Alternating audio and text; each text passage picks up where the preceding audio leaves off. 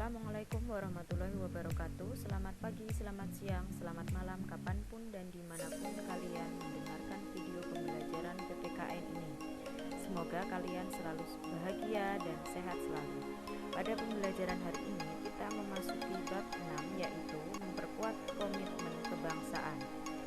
Coba kalian amati gambar-gambar ini.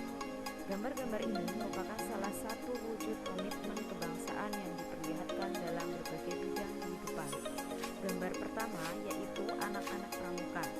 Pramuka merupakan organisasi yang bergerak dalam bidang pendidikan dan sosial. Gambar kedua yaitu gedung KPK. KPK atau Komisi Pemberantasan Korupsi merupakan instansi yang ada dalam penegakan hukum pidana korupsi, menjaga negara dari maling yang merampok uang negara atau rakyat. Gambar ketiga yaitu tenaga kesehatan atau nakes yang memakai APD. Nakes ini berperan penting dalam menjaga warga negara dari penyakit, apalagi sekarang ini kita dalam masa pandemi. Nakes sangat berperan penting bidang kesehatan masyarakat. Kemudian gambar terakhir yaitu gambar keempat adalah tentang olahraga badminton. Anak bangsa mengharumkan Indonesia dalam bidang olahraga badminton di kancah internasional. Capaian kompetensi pada bab ini yang pertama adalah mensyukuri semangat dan komitmen kolektif kebangsaan untuk memperkuat NKRI yang berketuhanan yang Maha Esa. Yang kedua, kalian mampu menunjukkan sikap gotong royong sebagai wujud nyata semangat dan komitmen kolektif kebangsaan untuk memperkuat Negara Kesatuan Republik Indonesia. Yang ketiga, kalian mampu menginterpretasikan semangat dan komitmen kebangsaan kolektif untuk memperkuat Negara Kesatuan Republik Indonesia dalam konteks kehidupan siswa. Dan yang keempat, kalian mampu mengorganisasikan kegiatan lingkungan yang mencerminkan semangat dan komitmen kebangsaan untuk memperkuat Negara Kesatuan Republik Indonesia. Khusus untuk video ini kita akan mempelajari subbab 1, yaitu semangat komitmen kebangsaan pendiri negara. Silahkan kalian buka buku paket halaman 128 sampai 129.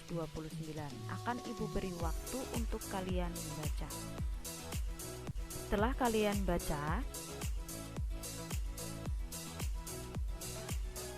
mari kita bersama-sama untuk membahasnya. Di sini Ibu telah membuat poin-poin penting dari pidato Insinyur Soekarno. Di dalam buku terdapat kurang lebih 8 paragraf teks pidato Insinyur Soekarno. Pidato Insinyur Soekarno disampaikan pada tanggal 1 Juni 1945.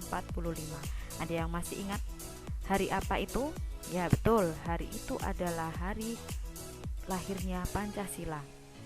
Beliau berpidato dalam sidang BPU PKI yang bertema menentukan dasar negara.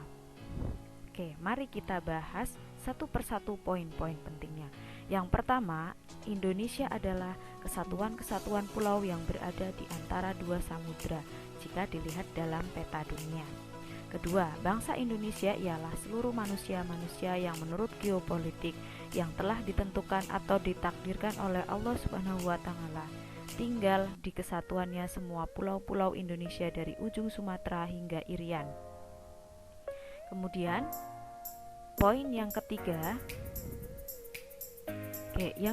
suku-suku yang ada di berbagai kepulauan-kepulauan bersatu tidak hanya karena le désir d'être ensemble, yaitu kehendak untuk bersatu. Dan een nation is een aus Gemeenschap Erwans karakter Gemeenschap, bahwa bangsa ada persatuan perangai yang timbul karena persatuan nasib. Yang keempat, baik golongan Islam dan golongan kebangsaan akan mufakat dengan mendirikan satu national state atau negara kebangsaan.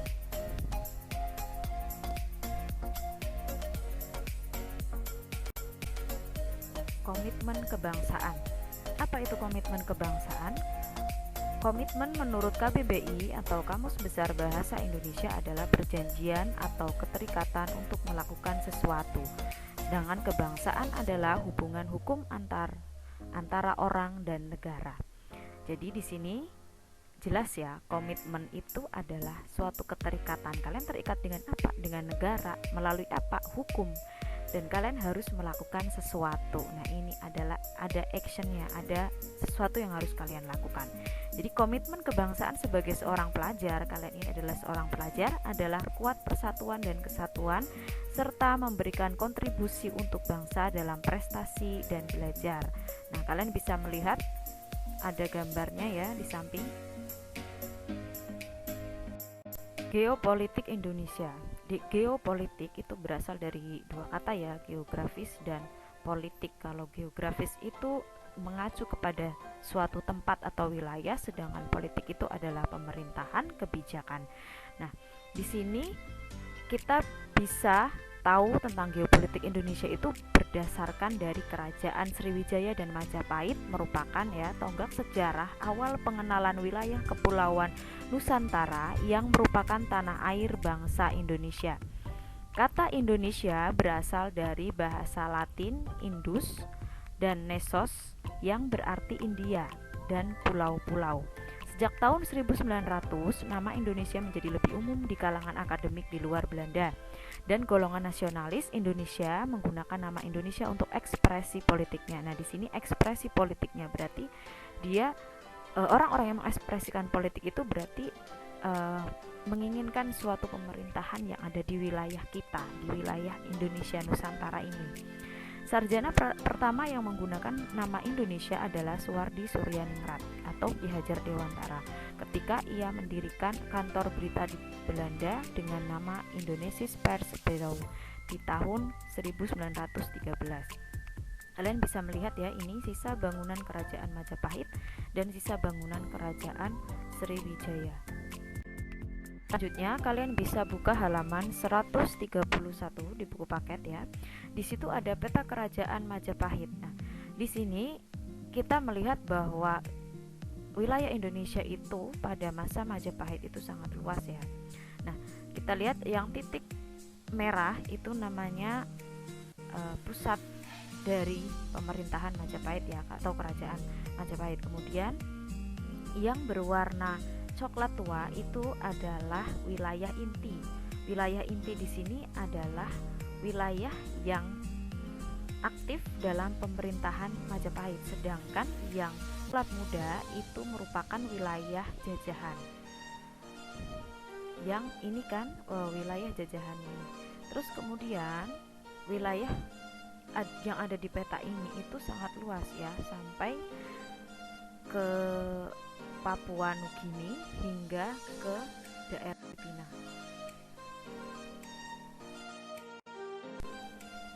Kita lanjutkan pembahasan komitmen pendiri negara.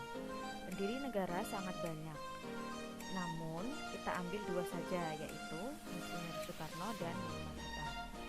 Sekarang silakan kalian baca buku paket halaman 132 sampai 134. Pause video ini. Setelah kalian baca, mari kita bahas komitmen Insinyur Soekarno. Yang pertama yaitu untuk meraih kemerdekaan, pergerakan perjuangan harus terorganisasi. Di sini Ibu beri warna merah terorganisasi. Nah, terorganisasi adalah suatu bentuk perjuangan yang berbeda dengan perjuangan sebelumnya, yang sebelum di tahun 1900-an. Karena di sebelum tahun 1900-an kita berjuang masih dalam bentuk perang dan kedaerahan, sedangkan terorganisasi ini sudah mulai adanya persatuan dan mempunyai sistem yang jelas. Oke, yang kedua, pernah dijebloskan di penjara Danseu dan penjara Sukamiskin oleh pihak Belanda, namun tidak meruntuhkan semangat dan komitmen untuk terus berjuang bagi kemerdekaan Indonesia. Keluar dari penjara, kemudian tetap berjuang dengan bergabung di Partai Buruh, karena sebelumnya organisasi beliau sering dibubarkan ya, kemudian beliau bergabung di Partai Buruh. Yang keempat, diasingkan ke Flores dan Kapal Belanda. Terus dari sini kita bisa belajar bahwa ketika kita di penjara, dibuang dan hidup dalam penderitaan, tidak membuat semangat dan tekad Soekarno untuk mencapai kemerdekaan dan kejayaan bangsa Indonesia itu turun. Jadi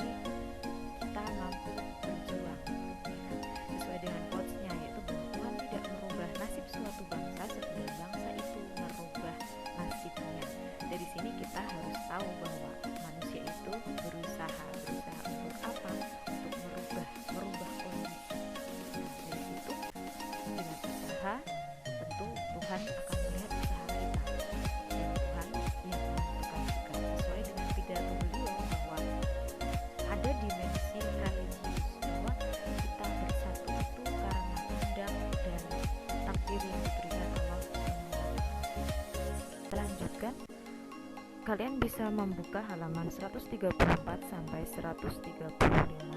Silakan kalian baca biografi singkat dari Dr. Andes Muhammad Hatta. Pause video ini ya. Oke, terima kasih.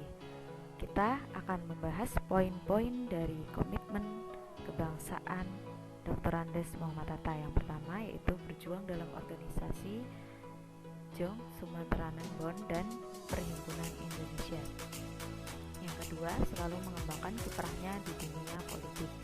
Yang ketiga yaitu beliau juga pernah dijebloskan dalam penjara, yaitu penjara Rotterdam oleh pihak Belanda selama 3 tahun. Beliau ini juga tetap menulis di surat kabar dengan tajuk yang menentang pemerintah kolonial Belanda. Muhammad Hatta dan Syahrir diasingkan di Digul, Papua, kemudian dipindah lokasikan di Banda Neira, Kepulauan Banda selama 8 tahun. Kemudian di sana mengabdi dengan memberikan pendidikan kepada penduduk setempat. Dari sini kita bisa tahu ya bahwa komitmen kebangsaan itu tidaklah singkat, tapi terus menerus, atau bisa jadi itu selama kalian masih hidup dalam negara Indonesia. Beliau ini berjuang dari mulai muda, ya kan?